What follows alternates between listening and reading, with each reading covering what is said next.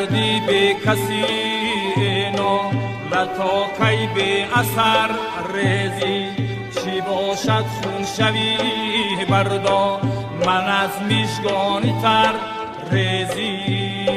این صدا صدای آشناست، صدای مرغوله‌دار یک چهره سرشناس ملت ماست. صدای است ناتکرار و صدای است واقعاً ماندگار. این صدای آدینه هاشم است که از فلک تا بر فلک رسیده. من از میشگانی تر ریزی.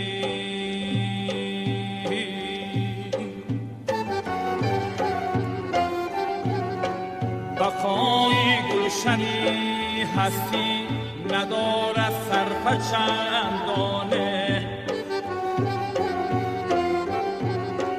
بقای گلشنی هستی ندارد سرپچندانه کی همچون غنچه تا لبها کنی خونی جگر. در همه دور و زمان نفران روی صحنه صنعت و هنر و ادبیات می آیند که برای چند ساله های آخر بار معنی و معرفت یک خلق و دولت را می کشند.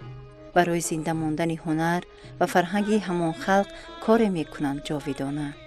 شروع از نیمه دوم عصر گذشته با همین رسالت روی میدان هنری تاجیک آدینه هاشم آمد. این جوان بالا بلند و خوشقد و خوشروی و خوشنظر با قدم های اولین از هنر و آوازه خود درک داد. با باوری از خود و با اعتماد به دل مردم راه یافت.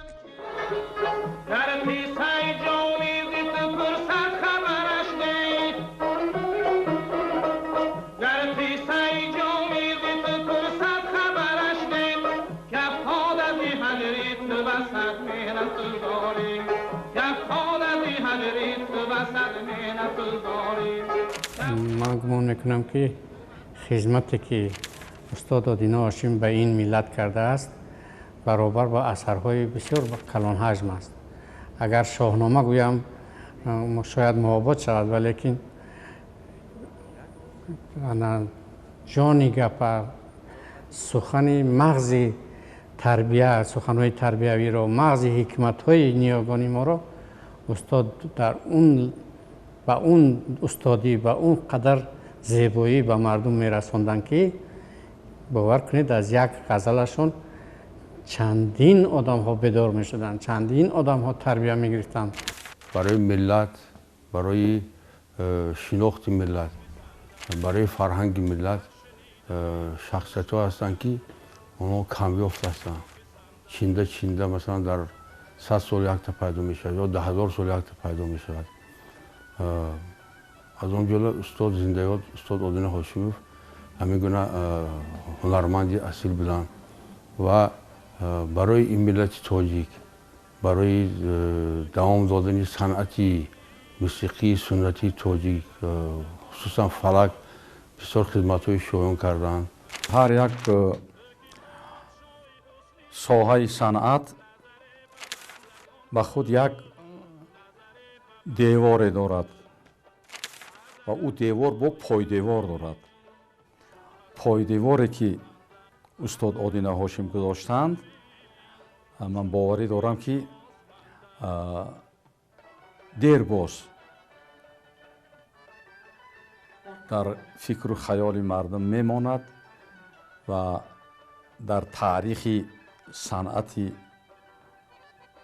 موسیقی تاجیک پایدار است. در سن 45 سالگی پدر مرا بابای آدینه گفته مردم مراجعت میکردن و با او بابای آدینه گفته بسیار جوان بود. در سن 45 سالگی در اون سالها اولا خودش رو کمتر خوب حس نمی کرد. از این سخن قدر خوشش نمی آمد و بعدا بعد 2-3 سال پس بعد خودش هم حس کرد که یعنی این یک احترام خلق بود. بیایم بدری تو، بیایم بدری تو، بپرسم خبری تو، بپرسم خبری تو، بیابم اثری تو، بیابم اثری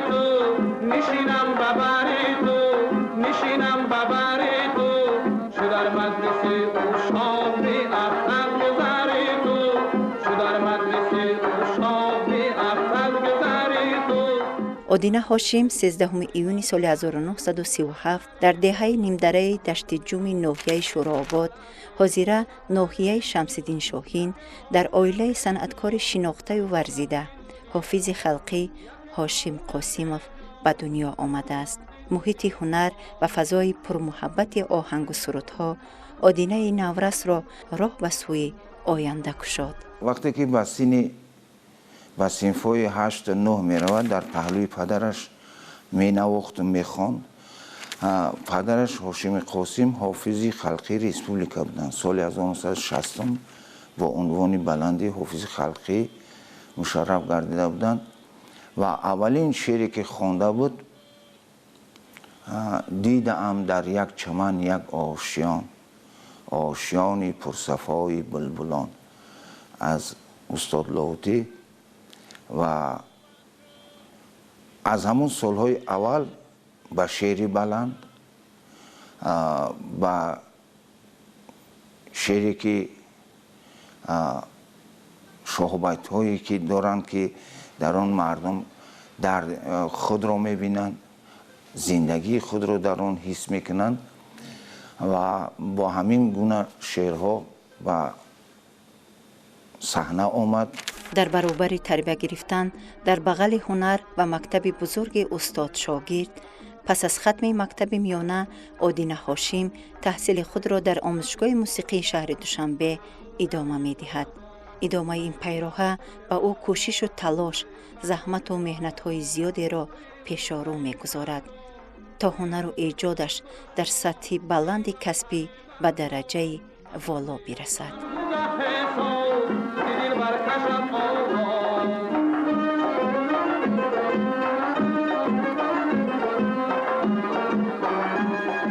اگر یاد داشته باشید همون ثبت هایی که یک وقتی که یک زمره ثبت هایی که ادینه هاشم آمده یک آمدنش 12 تا 15 تا 20 روزه از بگو تا سحر ثبت میکرد.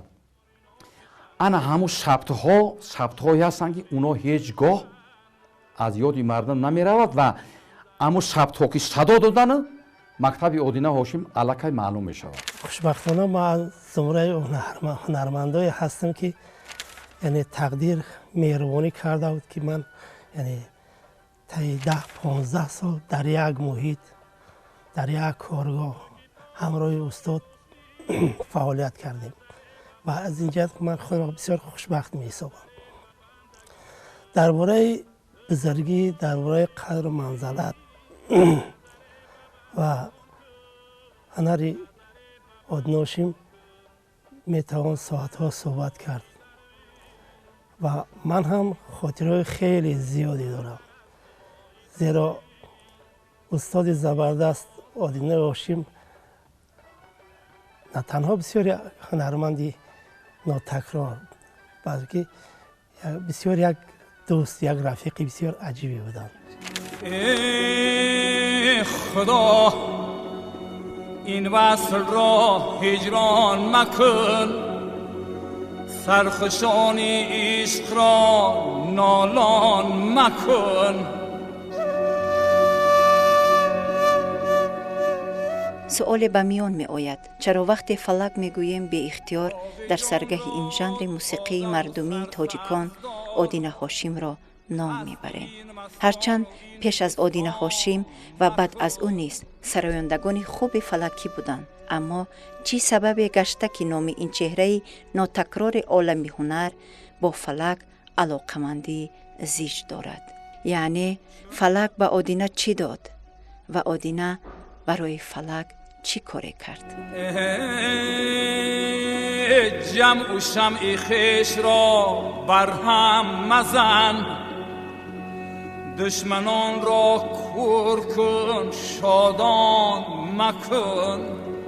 فلک را در دوام ایجادیاتش شکلی فلک سرایی را با غزل یعنی که وای کرد آمیخت کرد. اول شاهبید میخوند، خب شخت میخوند، بعد یک دو ربایی راغی میخوند، بعد به غزل میگذشت، به غزل حافظ یا که بیدیل یا که سعدی یا که دیگر انمی خیلی یک شکلی نوی فلک سرایی رو آدینه هاشم به میون آورد. دیگه در اصلا بگیریم فلک این مال مردم است.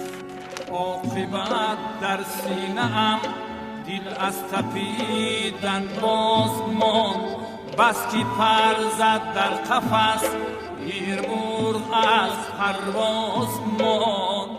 آدینه هاشم همچون نوآور، جوینده و سراینده این اثری سرترکیبه فلک را بازتاب دیگری بخشید. اکنون فلک نه تنها یک سرود مضموناً فیغان و فراق، بلکه یک اثر بلندپایه و کمپوزیسیون موسیقی بود که عرفان و معرفت و محبت را افاده می‌کرد.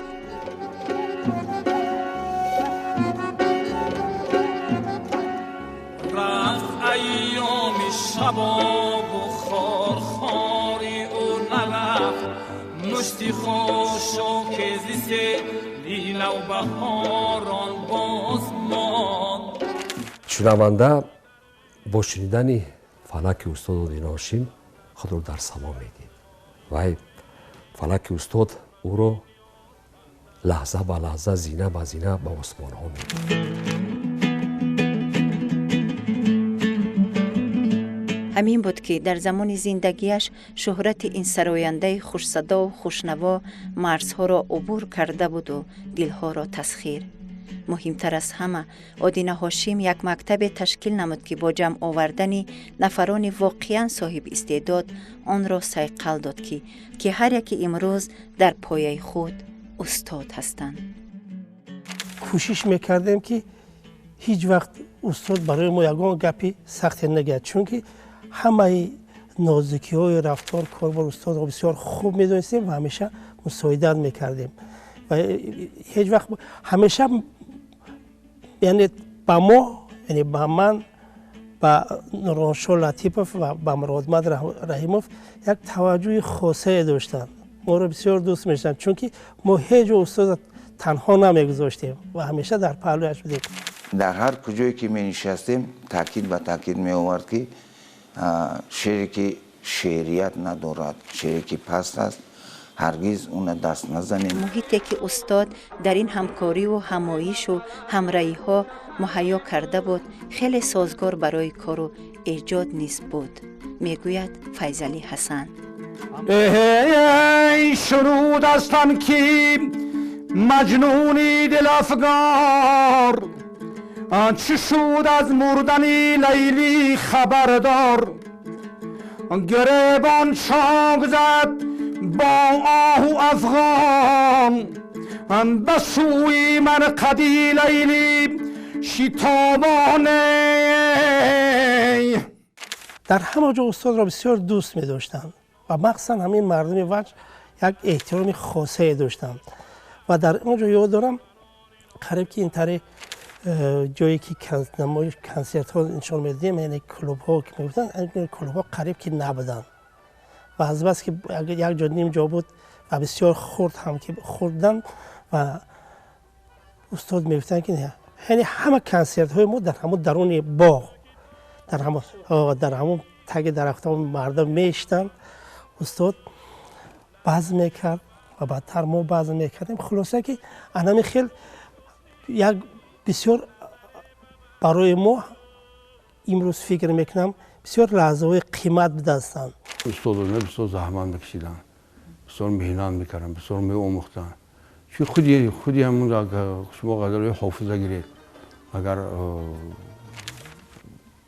آهنگ باید ایجاد کنید، اگر آدم یک دنیای دیگر رو وارد میشه، یا غزل سعدی یا غزل صایب تبریزی یا بیشتر ابوالقاسم لاهوجی بیشتر غزلش اجرا کردن. ایا صیاد شرم کن مرنجان نیم جانم را، هرو بالم بکن اما مسوزان آشیانم را. ایا صیاد شرم کن مرنجان نیم جانم را،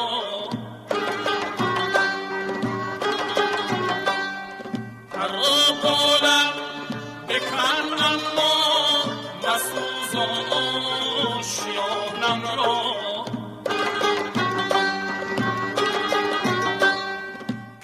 در سراسر شاید در سراسر جمهوری یکی از بهترین دانندگان اشعار لاهوتی. استاد قدر یک ذوق بلند قدی و قدر خوب نقل میکردن، قدر خوب صحبت داشتن که بعضا همین چون یعنی خیلی که وقتی که سرود میخواند اسم میکنه که یک جاذبه هست، خواهی نخواهی وارد میشه، خواهی نخواهی مست میشه. بعضا صحبتاش هم در صحبتش هم همین گونه یعنی جاذبه دیده میشه. استاد آدینه هاشیموف بزرگیش پیش از همه در آن است که آنها نه تنها استادی موسیقی بلکه استادی نظم بودند و نظم رو خیلی خوب درک میکردن، از خود میکردن و غزلیات زیادی رو از یاد میدونستند. وقتی که ما نظم میگیم در اینجا ما در نظر داریم هم غزل، ژانرهای ادبی غزل، هم میگیم که مثنوی، هم مرثیه و در رپرتوار خویش ما میدونیم که استاد با همین این ژانرهای ادبی آهنگ‌های خیلی سرودهای خیلی خوب ایجاد کردن. یک بهترین کاری که در حیات کرده بود تمامی آن چیزهایی که میدانست و میخواند همه اونها رو در دفتر بیاض ثبت کرده است که امروز در خانه ما 14-15 دفتر بیاض هست که بسیار حسن خط زیبا هم داشت و رنگه میکرد مینوشت. امروز در خانه ما هستند و دیگران که اون چیزی که در دل داشت در لنته آواز همه اونا رو ثبت کردن. 12-13 قصه کلان میدونست که هر یک کدام از 100 مصرع تا 700-800 مصرعی میشود و گفتنی هستم که خیلی زیاد میدونست.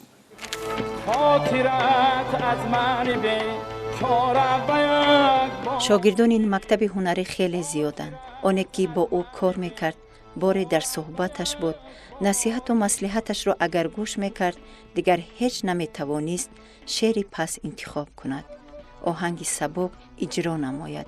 زیرا اکنون مکتب آدینه هاشیم مکتب عرفان و معنی سرایی بود.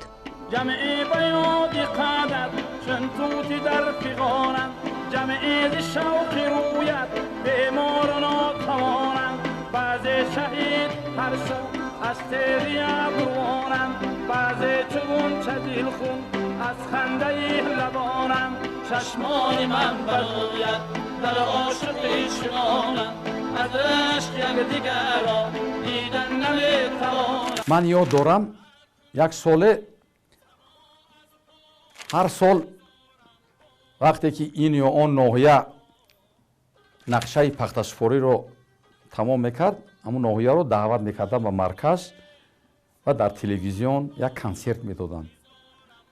ما یک گروه شاگردان با همراه استاد آدینه هاشمی آمدیم راست در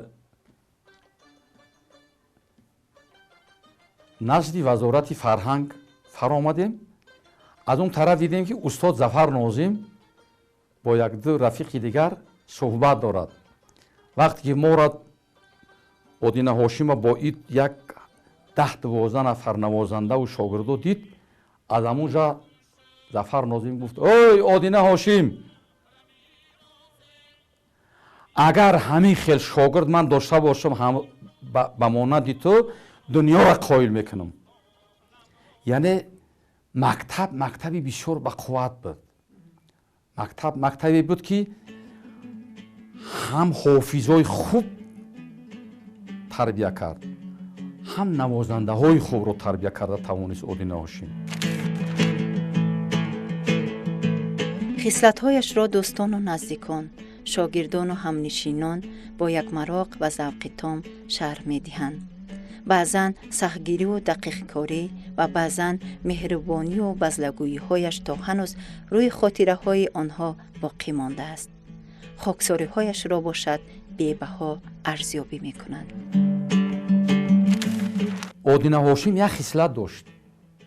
اگر یکی ایامی ناحیه برآمده طرف کلاب می‌رفتیم یا که دیگر طرف می‌رفتیم، همین راه می‌رفتیم که یکی همون بین زمین می‌دید که 2-3 تا ами деҳқон кор кардааст ман мекард мошина чӣ ба барои чӣ ҳамаракода барем якду суруд бихонем хеле одами содда одами хоксор итари чизо ҳеҷ гоҳ аз ёди одам намеравад бовар мекунӣ ё ки як солҳои дига аз бадахшон гаштем ами дидем ки дар як камар бари кӯ ами мардум дарав кардааст мошина ман кард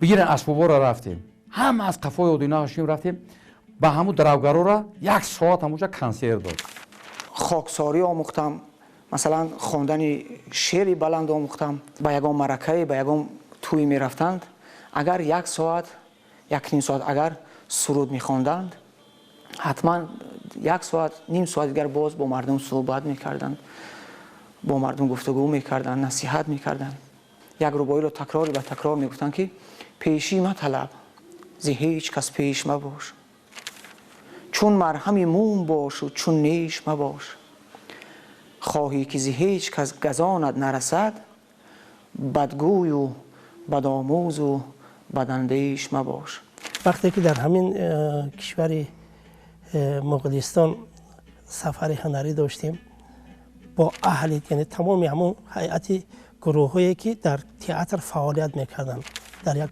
یعنی شکلی مکمل همه در آنجا حضور داشتیم و بسیار قسمت های اونجا رفتیم سفر هنری کردیم و یک وقت استاد آمدن گفتن که در همین یک ولایت هست ولایت خود و میگویند که در همونجا یک قسم حربی است که زیاده از 500-600 نفر مردم یعنی تاجیک بچه ها خدمت میکنند چخیل می شود که تا همینجا بیاییم و همون مردم نریم و استاد پیش در آمدن تشبس رو مدد گرفتن و ما رفتیم و در حقیقت همین خیلی یک تئاتر کلان بود که در اونجا ما بسیار کنسرت دیدیم و کنسرت بسیار تو امروز در خاطرم است چون کنسرت مقرری که همیشه میگذشت خیلی نگذشت و تمام در دیگر شکل یعنی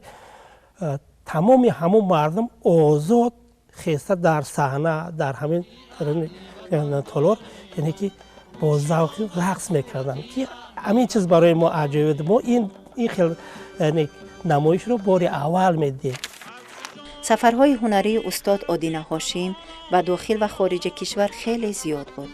خصوصا زمان فعالیتش در تئاتر خلقی ناحیه مسکو حاضره همدانی و تئاتر درام موسیقی شهر کولاب با گروه کلان شاگردان و تمام گوشه و کنار تاجیکستان سفر می‌کردند که در این سفرها واقعه‌های خاطرمان خیلی زیاد بودند.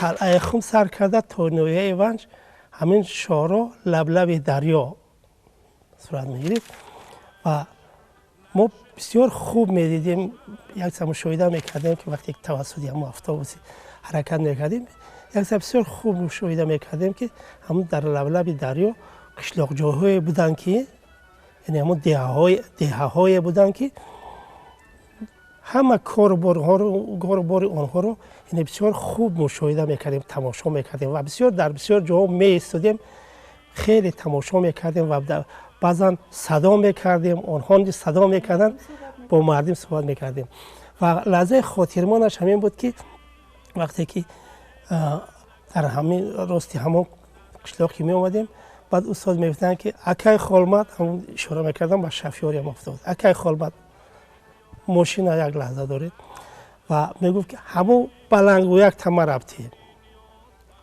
با یک در بالای اتوبوس در یک دینامیکی بود که توسط اون مردم رو آگاه میکردن از کنسرت و همون بلنگو یک هم میگرفت و در همون جا نشسته با همون مردم نگاه کردن میزد فلک و وقتی که فلک میزد همین مردم دیه با تمام خورد کلان بلب دریا را دویده می اومدن همه جمع شدن در اونجا باز یک دو سرود یا یکم فلک دیگه میزد بعد میگوی های کنک ماشینا با بالاتر میریم یک سفر هنریشون تا 3 ماه 4 ماه دوام میکرد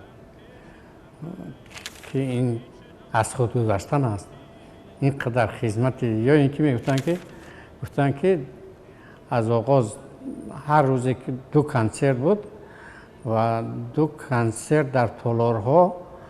این اگر کنسرت های آدینه هاشم همون بزم هایی که اون کس می آورستند این خیلی میگذشت. تمام گروه کنسرتی مثلا تئاتر کلوب اول بابا جان عزیز و جمعه خان سفر و حافظایی که انا جوانترن اینها میخواندند اگر تا 2 ساعت دوام کند. بعد آغاز شدن استاد بر هنرنمایی قریب 1-1.5 ساعت تا 2 ساعت دیگر دوام میکرد. نمیماندن از صحنه رفتن. اون کس هم چقدری که دوام کرد همون قدر شکفته میشدن. رحمت الله میگن که تا 8 ساعت 10 ساعت روز خدمت میکردن. من یاد ندارم که آواز پدری من خسته شده باشد. با مردم هم نشینی کردن خصلت خوبی او بود. میگویند شاگردان همیشه میان مردم بودن میخواستند. همین بود که سرود و آهنگهایش پایه و اعتبارش نیز مردمی گشت.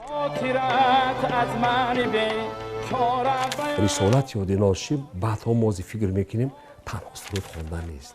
او یک ترغیبگری شعر و پند و اندرس‌های شعرهای کلاسیک و معاصر ما بودند که یک عمر یادین هاشم رنج میبرد که همین شعر و غزل و معنی همین رو ما به مردم باید رسانم. مباد بر این هیولات رتی رنگی دیگر ریزی. شعری بلند میخوند. معنی سرایی تلقین میکرد که آدینه هاشم حافظ و مولوی و سعدی و سیدا و صاحب را بخواند. مکن حاجی تمنایی وصالی گلرخان هرگز. همین قوای حافظش همین خیلی زیاد بود که یک بار از ناحیه مسکو حاضر امیر سعید علی حمدانی ناحیه 5 به یک معرکه دعوت کردند ما رو. من در برش با دیگر شاگردا یک ماشین بعد خودش در همون بر راننده شدگی از همین ناحیه برآمدیم. دیوان حافظ مرا داد. فیضعلی حسن گفت از همین صحیفه 3 نگاه کن. تا ناحیه 5 حساب کردم قریب 78 یا 80 غزل رو از بر خواند. من نگاه کردم کتابا. این خیلی من ندیدم دیگر. این خیلی دیگر من آیا میشود یا نمیشود. اینقدر قوه حافظه بلند داشت. اینقدر همین یک غزل یک بار همین خیلی میخوند. دویم بار وای از یاد. قوه حافظش بسیار مستحکم بود. اونقدر مستحکم بود که اگر یک شعر رو اگر 20 سال یا 25 سال نخوانده باشد، اگر یگان کس خواهش میکرد 25 سال نخوانده است، حاضر ما اگر 1 سال نخوانیم از خاطر میرود. 25 سال نخوانده است که یک کس خواهش میکرد همون سرود خواندن میگرفت.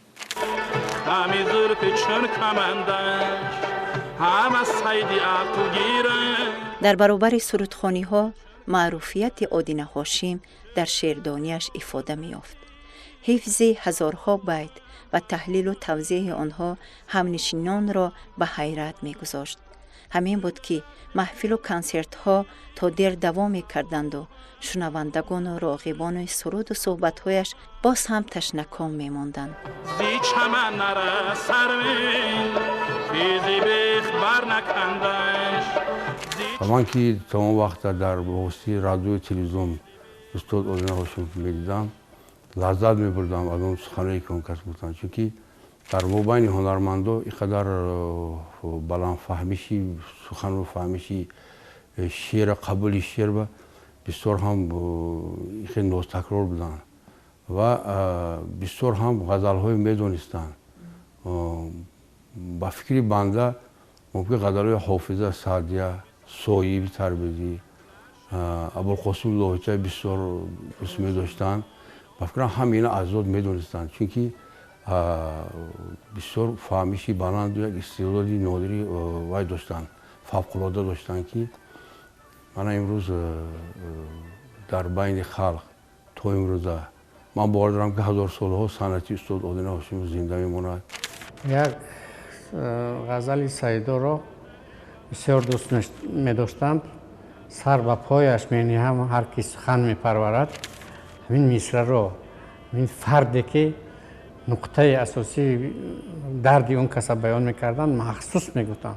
бо дар охири ғазал феъле доранд ки ҳамин шоҳбайтҳо ё ки фардҳои ки нуқтаи асосиро баён мекунанд дар охир бо такрор мекарданд. сар ба пояш мениҳам ҳар ки сухан мепарварад. масалан мо вақте ки бори аввал бо устод Одина Ҳошим шинос шудем, ҷавони 22-23 сола будем, дар рӯзнома кор мекардем. ин кас воқеан ҳам сар ба пои онҳое мемонд ки сухан мепарвариданд. ин кас ҳамаи шоиронро дӯст медоштанд. муаллимони забон адабиёте ки ба шеър алоқаманд буданд, ба онҳо ошноӣ доштам. дар донишгоҳи Кӯлоб, дар дигар ҷо устод Одина Ҳошим бар ин бисёр дақиқкор. ҳеҷ гоҳ ман надидам ки ягон ғазала дар ягон суханаша дигар карда бошад ё дигар хел хонда бошад. нест, бисёр дақиқкор буданд.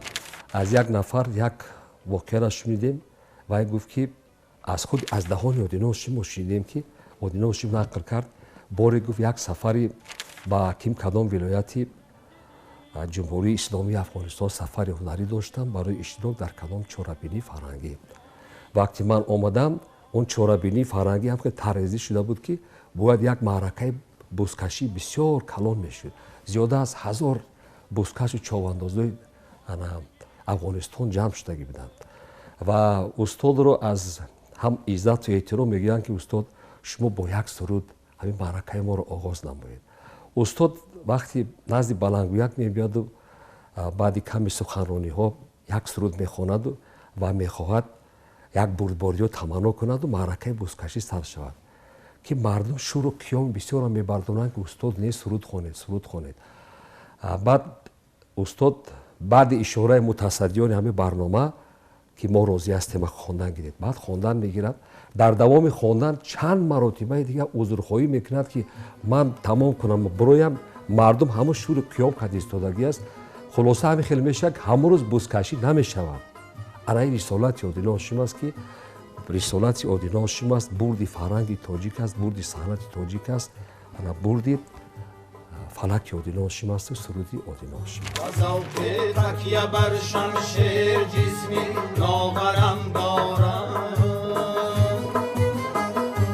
мактаби Одина Ҳошим имрӯз дар шумори шогирдону фарзандону пайвандонаш идома меёбад ки ҳар яке шогирдона сабақи устод гирифтанду устодона шогирдони зиёдеро тарбия мекунанд. фарзандаш Раҳматулло Ҳошим ва дигар пайвандон махсус гурӯҳи хонаводагиеро доранд ки ба сабку сабақи устод идома мебахшанд. و دریایی پر از شوری حواریس آن صبورم من باوری دارم که این مکتب باید که ادامه داشته باشد، از فرزنداش، از نبیرهاش، از شاگردا، از دیگر چیزها. و شاعر بیهوده نگفته است که نامی نکو نتیجه عمری ابد بود، هرگز نمیرد آن که نمرده است نام او. صوتی که بدیل سبک ملایم شنوم، قسمت بده فرصتم که دایم شنوم. ای کاش مرا عطا شود عمری دیگر، عمری که فقط آدینه هاشم شنوم. راستی بسیار خرد بودم. سال 1993 16 نوامبر بود که بابا جان ما آدینه هاشموف از دنیا گذشتند. من 7 سال داشتم.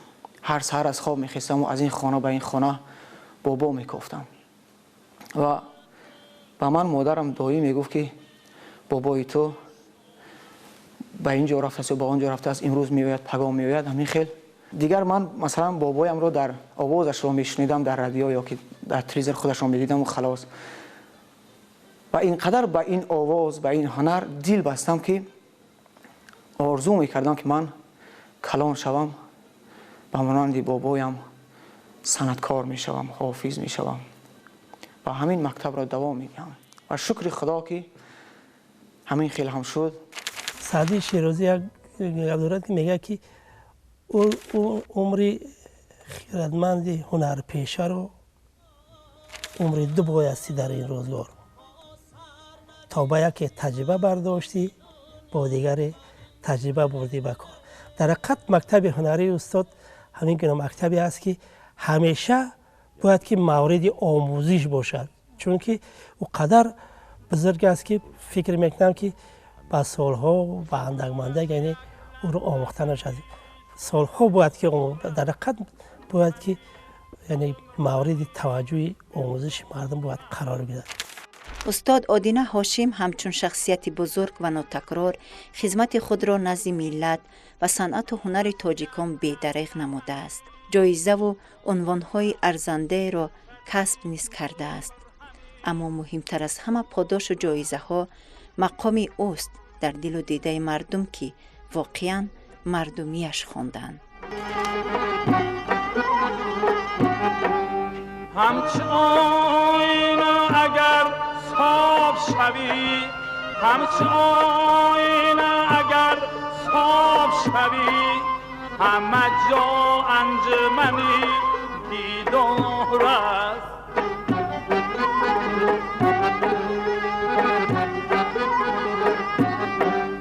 همه جا انجمنی دیدار